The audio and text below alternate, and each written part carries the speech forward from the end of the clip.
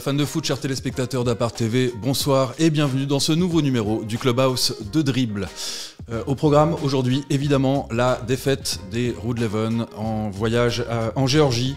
2-0 à Tbilissi.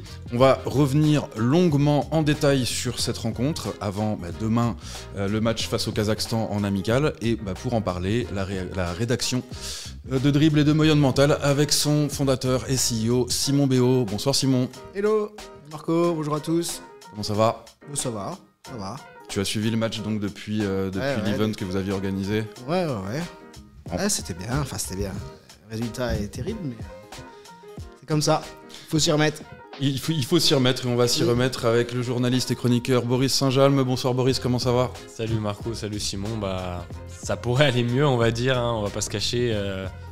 Petite désillusion malheureusement. Va falloir se remettre rapidement dedans parce que au-delà du match amical qu'il y a demain, après c'est la Nations League et les éliminatoires et puis le football va reprendre son cours, donc il faut continuer de travailler. Et continuer de travailler, on le fait avec vous, chers téléspectateurs, avec le sommaire. Au programme, évidemment, un grand format sur ce Géorgie-Luxembourg avec la question et le débat du jour. La marche était-elle trop haute jeudi dernier? Le bulletin de notes des joueurs, les faits de jeu, on reviendra évidemment sur la VAR, le chemin vers le mondial, la PH et la Ligue Adam. C'est tout ça, le Clubhouse de Dribble. Donc jeudi, Géorgie-Luxembourg, 2-0, un doublé de Zivzivadze.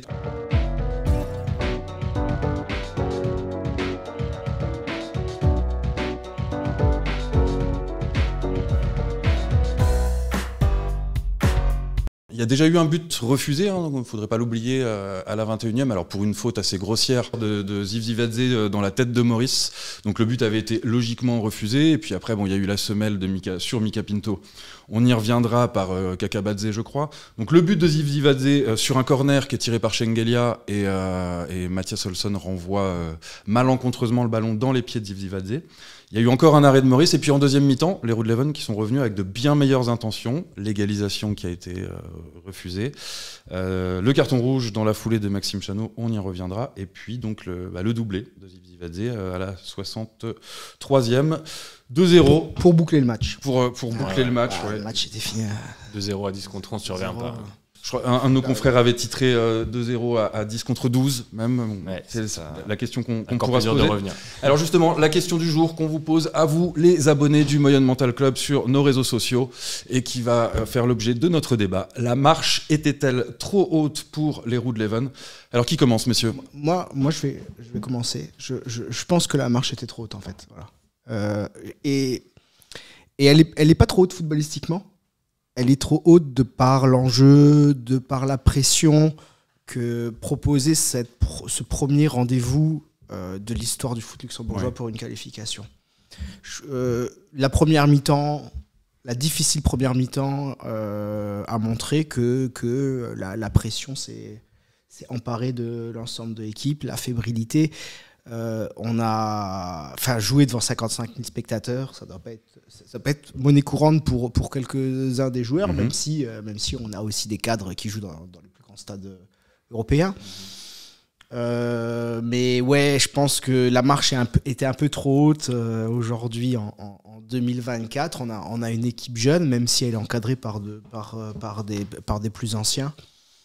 Et puis surtout, c'est la première fois en fait. C'est la première fois. Et je mets dans le lot les incidents liés à l'arbitrage, peut-être le manque de vice cher à Boris, qui sans doute va en parler tout à l'heure. Donc la question, c'est la marche est-elle trop haute pour la qualification à l'Euro? Oui. On parle que de la demi-finale. Oui. Il y avait encore un match derrière. Ouais, donc voilà. Donc je pense que c'est génial d'avoir été à ce niveau-là parce qu'on a tous rêvé, tout le pays a rêvé. Il faudrait faire le décompte du nombre d'événements privés et publics qui ont été organisés. Oui, c'était assez exceptionnel. Parce que là, nous aussi, on est les premiers à dire on n'est pas assez autour, on n'en fait pas assez. Là, je pense que si on totalise 30 à 40 établissements ou communes. Même la place Guillaume a jamais été aussi pleine. Voilà, qui ont organisé des choses. Non, donc, grosse attente, mais on échoue en demi-finale, et la demi-finale, on la joue pas jusqu'au bout. Alors, faute à l'arbitre, faute à plein de choses. faute à notre capacité à élever tout de suite le niveau de jeu. On peut pas dans ce genre de match-là, on peut pas louper de mi-temps comme ça. On peut pas louper de mi-temps. Donc voilà, pour juste, j'arrête là-dessus, je te laisse faire la parole. Mais pour moi, ouais, marche un peu trop haute. Tu rejoins le discours que Anthony Maurice avait en zone mixte à la fin du match, hein, c'est-à-dire que voilà, ça manquait d'une entrée en jeu, d'une entrée en matière qui soit à la hauteur de l'événement. Parce qu'on se fait manger dans le jeu aussi. Il faut quand même dire que la première mi-temps, elle est vraiment mauvaise. Tu te fais rentrer dedans. Et il y a de la maladresse. Alors c'est pour ça, moi, je mets un peu de maladresse, un coup de malchance. Je vais revenir sur les 2 faits de jeu principaux. Le premier, c'est sur l'ouverture du score. Un peu de maladresse. On peut pas tout mettre sur le dos de la pression. Le coup de tête de l'Essen qui arrive. Ouais. Maladresse et malchance parce que il peut arriver dans les pieds de Chano qui dégage. Voilà, donc ça arrive dans les pieds du joueur géorgien. Ou Anthony Maurice aurait pu sortir aussi. Et pareil sur l'action dont on va reparler, qui amène à l'expulsion de Maxime Chano. Ils sont à 3 sur 1 mètre carré à courir. Le ballon est repoussé de la tête. L'un sur l'autre. Ouais. Je sais plus si c'est Chano sur Yann. Ou par Yann, je sais plus. Et ça remet dans la course. Enfin voilà, c'est un mélange de tout. De maladresse, de malchance. Donc est-ce que tout s'explique par la pression? Bon, au final, c'était un peu. Vas-y, j'ai fini. Pour revenir un peu sur ce que Simon vient de dire et pour rebondir, moi je suis assez d'accord avec lui sur la question en tout cas. Pour moi, la marche était trop haute pour la sélection nationale. Après, comme il l'a déjà un peu teasé, moi je suis pas d'accord sur tout ce qu'il a dit parce que je pense qu'effectivement déjà tu sens que la pression, effectivement on l'avait, notamment en première période où on déjoue complètement. Peut-être aussi du fait on joue dans un stade 55 000 personnes. Personne dans l'équipe nationale n'avait déjà vécu ça puisque c'est la grande première. Mais pour la Géorgie aussi parce qu'il y a un adversaire. Il y a un adversaire. On n'a peut-être pas aussi parlé de la qualité. La Géorgie a fait une vraie bonne première période. Des joueurs adverses, la qualité technique des mecs. Pour moi, la première période, tu repars avec 1-0, c'est normal et c'est même pas trop mal payé. Pas très cher payé. Voilà, parce que. Alors je rappelle qu'on a frappé à aucun moment en première période. La première frappe, elle intervient à la 51e par Leandro Barreiro. En fait, au départ, quand tu vois comment ça se met en place, tu te dis ok, on va essayer de jouer les transitions, mais en fait, dès qu'on récupérait la balle très bas dans notre camp, en fait, les projections, elles n'étaient pas là. On n'arrivait pas à avoir ce jeu de transition où tu peux te dire qu'avec un Borges devant et même évidemment un Gerson, t'es capable de décocher des flèches. On les a pas trouvés. On les a pas trouvés. On était à l'agonie. Le ballon ne ressortait pas. Le ballon ne ressortait pas. La Géorgie tape le poteau d'entrée de match, dans la 12e minute. Maurice nous sort un bel arrêt dans les jambes de Dizivadze. Juste avant l'ouverture du score. Il y a le but refusé, ou même s'il est refusé, c'est pareil, c'est une erreur de relance, je crois, de dégagement de Mika Pinto qui essaye de la remettre à Maurice. Ouais. Où tu frises la correctionnelle parce que si l'attaquant arrive plus vite, ça peut être rouge pour Maurice et là c'est catastrophique. Donc t'es en grosse difficulté en première période. Après, en face aussi, c'était la première fois pour ces joueurs-là, quoi. Donc ils jouent devant leur public. On savait aussi qu'il y avait pour eux cette certaine pression presque de jouer à domicile contre le Luxembourg où ça pouvait jouer dans les têtes. Pour moi, tu fais pas l'entame qu'il faut pour justement les faire encore plus douter. Et ça, c'est un peu dommage. Après, il y a aussi des motifs de satisfaction. Déjà, je pense que le fait qu'on soit aussi déçu, ça montre qu'il y a une vraie attente qui a été suscitée par l'équipe, par les joueurs. Et ça, mine de rien, c'est quand même une bonne chose, moi, je trouve. Quand on voit le côté positif aussi des choses, c'est qu'on y a cru, en fait. Et le plus dur dans tout ça, c'est qu'on a eu de l'espoir. Et du coup, c'est peut-être aussi pour ça qu'on est aussi déçus aujourd'hui. Oui, et puis un espoir qui ne naissait pas uniquement sur des rêves. Non, bien sûr, c'était totalement légitime. Voilà. Tu finis 3e de ton groupe à 17 points dans un groupe où il y a le Portugal qui fait un sans faute. Ouais. Enfin voilà, tu matches contre des équipes comme la Slovaquie, comme la Bosnie que tu écrases que tu bats 2 fois, l'Islande contre qui tu prends 4 points sur 6. C'est des équipes qui sont référencées aujourd'hui en Europe. Donc on était en droit, au vu de ses prestations, d'attendre quelque chose qui n'était pas totalement, mais est-ce qu'on peut se passer d'un Zinani qui est absent? Je pense qu'aussi il y a la chose, bien sûr. Enfin, pour moi, l'équipe géorgienne avait quand même un petit peu plus de qualité. Oui, bien sûr, plus de qualité. Après, oui, mais t'ajoutes la qualité, t'ajoutes le public, t'ajoutes le côté novice de notre équipe pour affronter un tel enjeu et de tels matchs. Aussi, moi je trouve, c'est ça, tu vois. Évidemment, moi je pense que ce qui joue aussi beaucoup, c'est le fait qu'on est à l'extérieur. Et de leur côté, il leur manquait aussi. Bien sûr, il leur manque Vara, ton ami. Voilà, le joueur napolitain. Mais il y a un facteur dont on parle pas, c'est peut-être un pavé dans la mare, mais on peut parler un peu de coaching parce que, en tout cas, depuis le stade, moi j'ai trouvé ça très étonnant. Alors évidemment, il y a Mika Pinto qui sort sur blessure à la 42e et qui oblige Lucols à faire rentrer Marvin Martins. Mais attendre la 77e à 2-0 pour faire des changements, donc Olitil mais j'entends ce que tu dis, Marco. Ouais, mais après l'effet de ouais, jeu, voilà, je suis d'accord. je pense on tout ça foutait. ça tue sa tactique en vrai, et ce qu'il a pu mettre en place. Non, mais c'est pas ça, c'est que quand il y a l'expulsion de Chano, il est obligé pour moi de rester. Il bouge pas, il reste à 3 derrière. Ouais. Il y a juste un défenseur en moins et il se repositionne un petit peu. Exactement. Et puis il se repositionne au milieu de terrain. Mais je vois. Enfin, moi je vois à la 65e, changer, je vois pas ce qu'il aurait pu changer. Faire de mieux. En fait, ce qui le tue vraiment. Qui est-ce qu'on gardait vraiment au chaud sur le banc? Moi, ce qui le tue vraiment, c'est que en fait, on encaisse le deuxième juste après le rouge. Oui. Et je me dis, parce que même à 2-0. Peut-être changer l'arbitre, il aurait fallu, mais ça, c'est pas Lucols qui décide. Je pense qu'il aurait bien aimé. À la fin de la rencontre, tu vois bien que même à 2-0, à 10 contre 11, la Géorgie recule.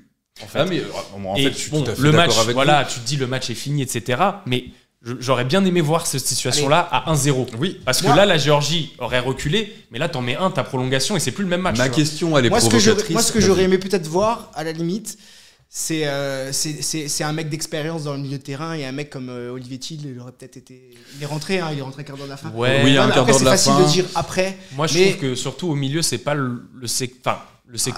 Pour moi, le meilleur joueur du match, il est au milieu, c'est Kiki Martins. C'est Kiki Martins, on en parlera lorsqu'on va faire le bulletin de notes. Bien sûr. Mais en fait, moi, ce qui me dérange aussi, pour revenir un petit peu sur la question, la marche était-elle trop haute, etc., c'est aussi dans ce genre de moment-là que tu vois qu'on manque d'expérience. Et comme disait Simon, moi j'en ai parlé, c'est de vice aussi. Parce qu'il y a des situations où tu peux faire mieux que ça. Tu vois qu'il y a la tension du match où, comme disait Simon, on fait des erreurs qu'on ne doit pas faire. Olesen qui l'a remis sur le premier but de Zizivadze. Chano et Jans qui s'en mêlent un peu les passos sur le rouge. Ça, c'est des erreurs que tu ne peux pas faire au haut niveau dans ce genre de match couperé. Mais ce que toi tu maîtrises, c'est le côté, toi, ce que tu peux faire ressentir à l'arbitre sur certaines situations. Et pour moi, la situation où Mika Pinto, malheureusement, se fait blesser. C'était l'enjeu de ma question, en fait. Est-ce que le match aurait été différent avec ce fait de jeu Je dis pas qu'on se serait qualifié, mais en tout cas, le fait sur cette situation-là, il a mal. Ça se voit, puisqu'il sort 5 minutes après sur blessure. Grosse semelle sur le genou. À ce niveau-là, je suis désolé. En fait, ce que ça engendre, parce que l'effet domino, c'est quand même... Donc, Mika Pinto qui sort. Exactement. Marvin Martins qui rentre, mais côté... opposé, et qui oblige Laurent Jans à basculer à gauche. Et qui n'est pas à 100% en plus, Marvin Martins, probablement. Enfin, s'il est rentré, c'est qu'il pouvait jouer, mais on sait qu'il revenait de blessure, donc c'était quand même pas simple de revenir de blessure sur un match comme ça. Tu dois rentrer un peu prématurément, c'est pas facile. Et pour en revenir à Mika Pinto, il y a une grossière faute. Pour moi, c'est un carton rouge. Oui, mais tu voulais qu'il crie plus fort qui crie plus fort, exactement. Ça n'aurait pas garanti que l'arbitre. Je dis pas le contraire, mais en fait, ça, c'est des gains marginaux. Et c'est aujourd'hui, dans le foot d'aujourd'hui, c'est ce que tu essayes d'optimiser. La faute a été sifflée. Ouais. Le jeu a été arrêté. 30 secondes. L'arbitre a peut-être pas vu le coup sur le genou, malgré le fait que le joueur lui a montré les traces de crampons. Oui, mais après, c'est la VAR. Donc, non, mais bien sûr. Il aurait pu crier. Le joueur, ce qu'il doit faire pour moi dans cette situation-là, c'est il reste par terre.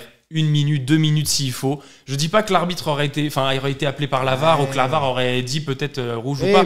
Mais en fait, c'est sur ce genre de situation où tu te dis. Je sais pas. Pour moi, c'est ce genre de situation où ça peut faire basculer un match. En fait, pour moi, c'est pas ma vision du foot d'essayer de gratter comme ça et tout. Mais objectivement, aujourd'hui, quand tu regardes les matchs de haut niveau, ça se joue parfois sur ça.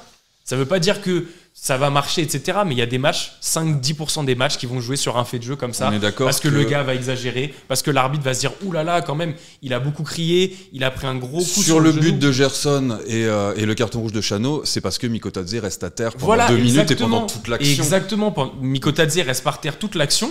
Du coup, l'arbitre le voit qu'il est resté par terre sur le contact d'il y a 1 minute 30 avant le but de Gerson. Mais pour ça, c'est la VAR qui appelle l'arbitre. Bien sûr, c'est la VAR. C'est la VAR, mais là, l'action, elle reprend. Tu regarderas au replay entre la faute sur Mika Pinto et le moment où le jeu reprend, il n'y a même pas 1 minute. Moi, je vais te dire même, je pense que même sur la faute de Mika Pinto, tout le monde dit rouge. En fait, en vrai, si c'est jaune, c'est OK. Il n'y a pas de scandale.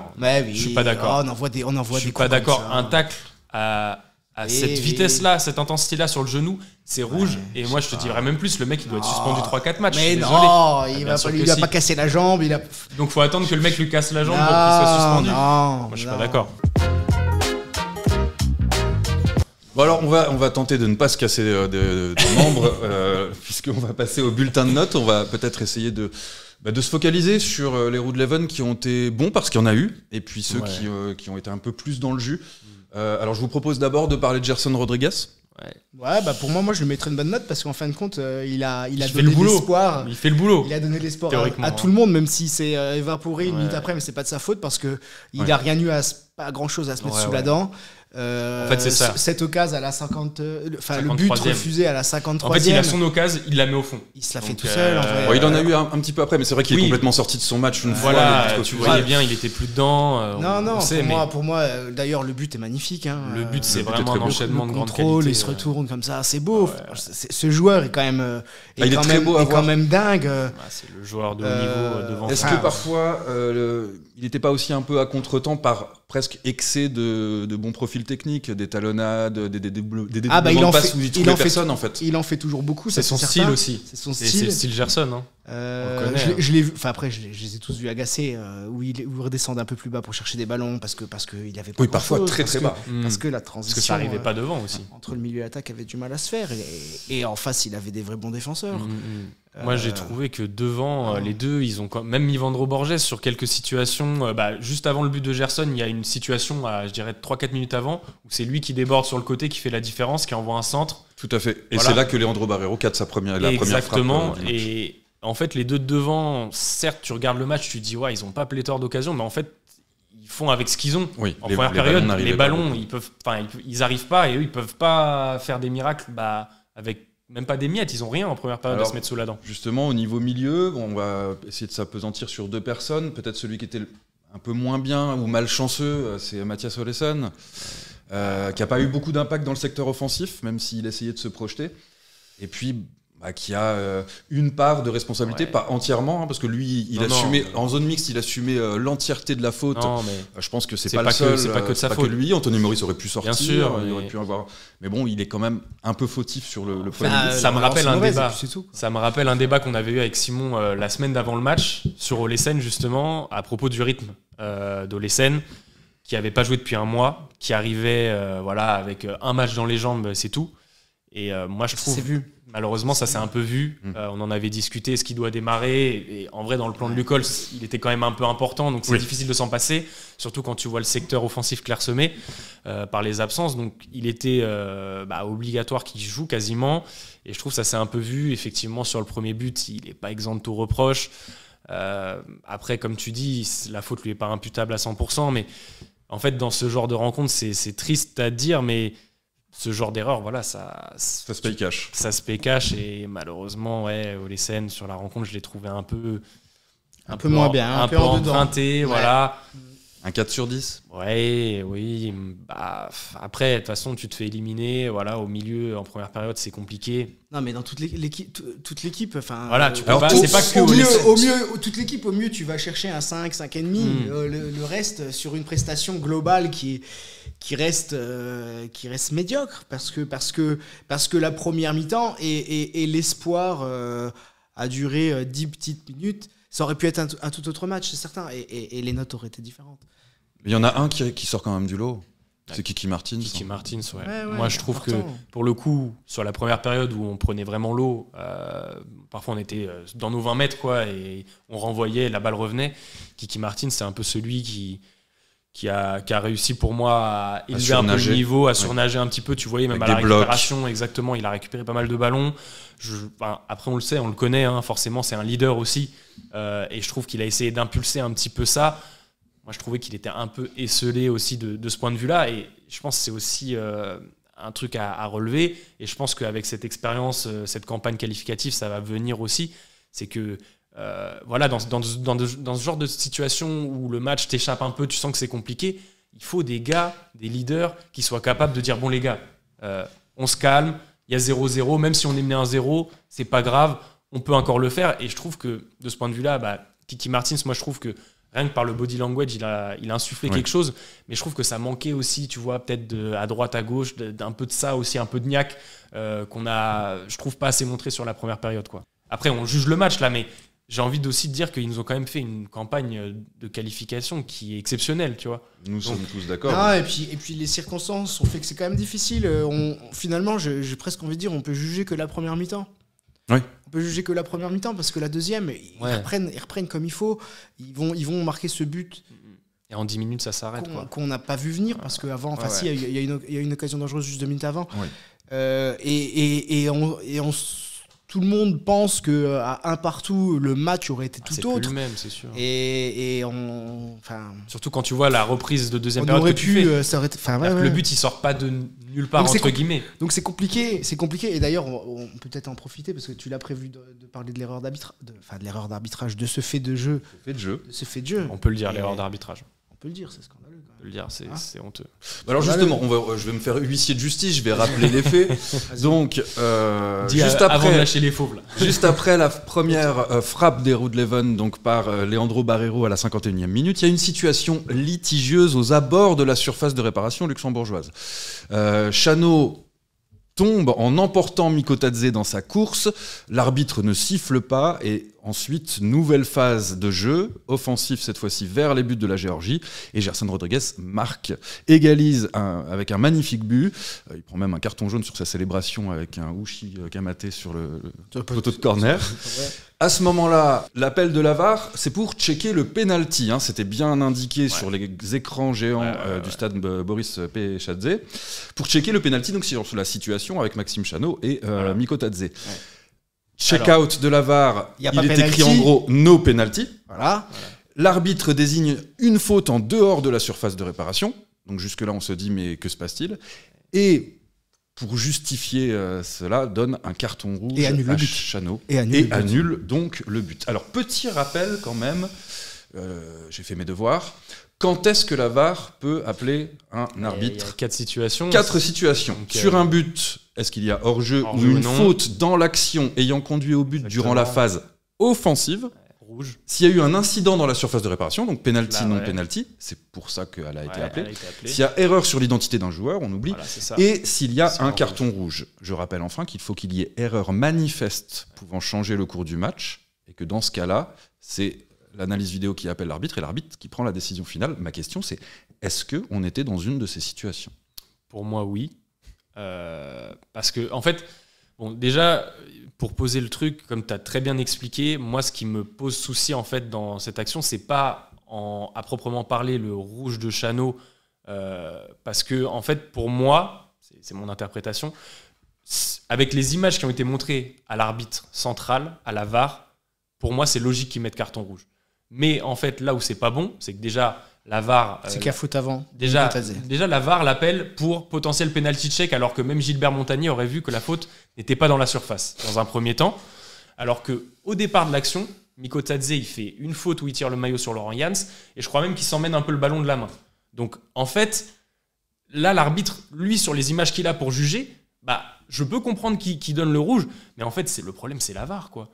Il va falloir à un moment parler de ça. La VAR, là, sur ce coup-là, elle te tue une équipe. Tout ça parce que aussi l'arbitre central n'a pas pris ses responsabilités, parce qu'il sait qu'il y a la VAR pour potentiellement revenir. Et du coup, après, tu reviens, tu annules le but, tu mets rouge. Et en fait, à partir de ce moment-là, le match est fini. Le match est fini. En fait, il entre dans une nouvelle dimension. C'est pas le même match. Un coup de massue sur la tête des joueurs qui est terrible. Et d'ailleurs, on prend le but 5 minutes après, quoi. Mikotadze fait bien son boulot d'attaquant. Il se place, il essaye, il passe devant le défenseur. Et il a qu'à juste se mettre dans sa course, dans sa foulée. On sait tous il sait qu'il est poursuivi. 9 fois sur 10, sans le vouloir, le défenseur va attraper le pied, la pointe du pied, le talon. Si on regarde bien, effectivement, Mikotadze marche sur la pointe du pied de Chano qui tombe et entraîne Mikotadze dans sa chute. Donc oui, il joue bien son Il a raison de faire ça. Il a eu du vice. Après, si on vous écoute, du coup, la VAR a fait son boulot. Pour moi, ce que je reproche, c'est que ce que je vois, alors c'est peut-être trop tiré par les cheveux, pour moi, je vois juste le Mikotadze dans le duel qui tire par le maillot. Et donc, à ce moment-là, il peut y avoir c'est avantage à la défense. Enfin, je suis désolé. Franchement, il empêche Jans de passer devant lui, justement, en le retirant par le maillot. Donc, s'il ne le retire pas, normalement, il faut une intervention à peu près propre. Je suis d'accord avec Simon. En fait, et c'est aussi pour ça, c'est à ce niveau-là, pour moi, qu'il y a erreur de la VAR d'appeler l'arbitre. c'est qu'au-delà du fait que c'est pas pour penalty qu'ils doivent l'appeler, mais potentiellement pour le rouge, c'est qu'en fait, il n'y a pas erreur manifeste de l'arbitre. Voilà, il n'y a pas erreur manifeste de l'arbitre parce qu'au départ de l'action, Mikotadze fait la première faute et donc l'arbitre laisse jouer. Pour moi, c'est ça, et c'est là où il y a un problème d'application de la VAR, c'est que tu peux pas, à un moment, tu peux pas revenir 2 minutes avant. Enfin, c'est trop, quoi. Bon, on espère, comme c'était le même trio arbitral que contre la Slovaquie, qu'on ne le retrouvera pas de sitôt, en tout cas. Pour notre nouvelle quête, le chemin vers le mondial, avec 2 façons d'y accéder, donc les éliminatoires directs évidemment, et puis la Ligue des Nations. Boris, est-ce que tu veux bien nous en dire un petit peu plus sur ce chemin tortueux ? Oui, alors la prochaine Coupe du Monde, vous n'êtes pas sans savoir que ce sera à 48 équipes, donc voilà, beaucoup de pays qui seront qualifiés, mais il n'y aura que 16 pays européens, entre guillemets. Oui, la réforme, elle a été beaucoup faite pour donner plus de place aux pays de la zone Afrique et Asie, exactement. Et Océanie. Et tous les autres continents, en fait. Voilà. Ouais, après, on a toujours plus de représentants européens que les autres, ce qui est normal. Ce qui est assez logique au vu des résultats dans les éditions précédentes. Mais donc, du coup, on a 16 équipes qui peuvent se qualifier. Il y aura, comment ça va se passer les éliminatoires ? Tu auras 12 groupes composés de 4 à 5 équipes. Et donc, chaque premier de groupe sera qualifié. Ça fait déjà 12 qualifiés. Et pour les 4 places restantes, tu auras les 12 seconds de groupe qui seront barragistes avec les 4 équipes les mieux classées en Ligue des Nations. Non qualifiées la phase de... soit en étant premier ou deuxième. Ouais, c'est compliqué quand même. Voilà, au ranking FIFA, celles qui seront les mieux classées. Voilà. Et après, on se retrouve avec 4 tableaux de 4 équipes sur le même fonctionnement que ce qu'on vit actuellement, demi-finale, finale. Ouais. Ok. Bon. Donc, bon, objectivement, on va voir, mais ça va être dur. On peut pas raisonner comme je vais le faire. Hein. Je pense pas que ça soit le raisonnement également de l'équipe nationale, de l'UCOLS et du staff. Mais il faut faire attention à une chose par rapport à la Ligue des Nations. Je trouve que la Ligue des Nations, c'est vraiment génial parce que ça nous permet de vivre ce genre de moment. Ouais. On a certes loupé pour la première fois, mais on aura d'autres occasions. Oui. Sauf que les autres occasions, elles seront peut-être pas aussi nombreuses que ce qu'on pense pouvoir observer. Je m'explique. On a été qualifié cette saison en tant que 2e de la division C de la Ligue des Nations parce que le premier était déjà qualifié. Ouais. Cette année, on redémarre un nouveau tour de Ligue des Nations dans la division C. Oui. Et par rapport à ce qu'on a fait ces derniers temps, c'est plutôt positif et on peut se dire on va essayer de jouer la gagne. Oui. On va essayer de jouer la première place. Donc en tant que premier de la division C, on peut prétendre. On sera qualifié. Donc, pour moi, ça, c'est pas un souci. Mais moi, ce qui me pose plutôt souci, c'est la campagne d'après, donc pour l'Euro 2028. Donc t'es premier de la division C cette année. Tu passes en Ligue B. Tu passes en Ligue B. Ouais, allez, petits gars, les 2 premiers, quoi, en Ligue B, pour choper une place qualificative, ça va être une autre paire de manches. C'est sûr. Après, voilà, c'est ça. Alors, je suis d'accord. C'est hyper tortueux, machin. Je comprends ton raisonnement. Mais à un moment donné, on a fait premier de la poule D, c'était chouette. Après, du coup, si tu passes en Ligue B, ça veut dire que du coup, tu auras joué le barrage de Coupe du Monde, ce qui est aussi incroyable, tu vois. Et puis, si tu passes en Ligue B, ça veut dire que tu auras fini premier de la Ligue C. Donc du coup, potentiellement, tu auras joué le barrage Coupe du Monde. Donc on peut imaginer que cette équipe jeune dont on parlait au début de l'émission, elle a pris aussi des caps, de l'expérience, que un Yvan Borges, et puis un Dardari. On espère que d'autres joueurs vont progresser dans leur club. On a aussi besoin de joueurs titulaires dans les championnats étrangers. On peut pas se satisfaire que d'Abarero, qui d'ailleurs va jouer à Benfica en espérant qu'il soit titulaire et qu'il joue souvent. On a le gardien qui a une valeur sûre. On a des joueurs qui sont en Ligue 2 française qui jouent régulièrement, mais derrière tout ça, c'est quand même sa peine. Ce sont quelques arbres qui cachent la alors, on peut le dire, oui, nos joueurs sont dans des championnats étrangers. Mais si on prend les 6-7 plus grands championnats que sont Angleterre, Allemagne, Italie, Espagne, je vais inclure la France, le Portugal et on peut même aller jusqu'aux Pays-Bas. Ça, ce sont les 7 grands championnats majeurs de notre continent. On a quand même pas mal de joueurs qui jouent en Europe de l'Est ou un Gerson, ça aurait été bien qu'il puisse s'imposer dans un championnat un petit peu plus renommé, qui donne plus de références dans le milieu de terrain. Il faut qu'à côté de Barreiro, si cette marche-là était un petit peu trop haute, Sans doute aussi parce que on doit franchir encore un palier supplémentaire au niveau des joueurs Après, ça, je suis et totalement de la d'accord profondeur avec toi, d'effectifs. Simon. Et il faut jeter un œil sur les U21. Oui. Toi, tu les as vus vendredi Ouais, soir, ouais. qui ont fait un super match nul Face à la Serbie, contre la Serbie. Bah, on espère que là aussi, ça va franchir des paliers. Et pourquoi pas aussi des joueurs en BGL League qui s'affirment et qui sont titulaires dans leur club. Hein. Faut pas... Justement, on va parler du football grand-ducal avec eux qui sont titulaires en promotion d'honneur et en Ligue 1 Dames. En promotion d'honneur, ma mère et Grevenmacher, c'est Grevenmacher qui s'est imposé 4-2, Rummelange Ettelbruck 0-2, Lorenzweiler Jeunesse Canard 0-1, Rodange s'est imposé sur la pelouse du FC Cupchen Wormeldange 2-1, Bétambourg n'a pas pu faire mieux qu'un match nul 4-2 face aux Yellow Boys de Weiler-Latour, le Berdenia Berbourg et l'US Oster se sont quittés sur un score de parité nul et vierge, la Licentia Steinzel continue sa progression en s'étant imposée au Blau-Weiß Medernach 2-0. En revanche, l'avenir Beggen reste sur sa faim avec un match nul 2-2 face à la résidence Valferdange. Au classement, Bétambourg est toujours en tête et compte 3 points d'avance face à Letzela et Ettelbruck, et derrière Rummelange, Rodange sont à 3 points. Enfin, en queue de peloton, le Blau-Weiß Medernach et le Berdenia Berbourg ferment la marche. En Ligue 1 Dames, 5 matchs ce week-end pour clore la saison régulière avec cette 18e journée. Elle a infligé une fessée aux Young Boys de Diekirch et l'a emporté 10-0. L'Entente d'Ifferdange-Luna a gagné 2-1 face à la jeunesse Young Minster.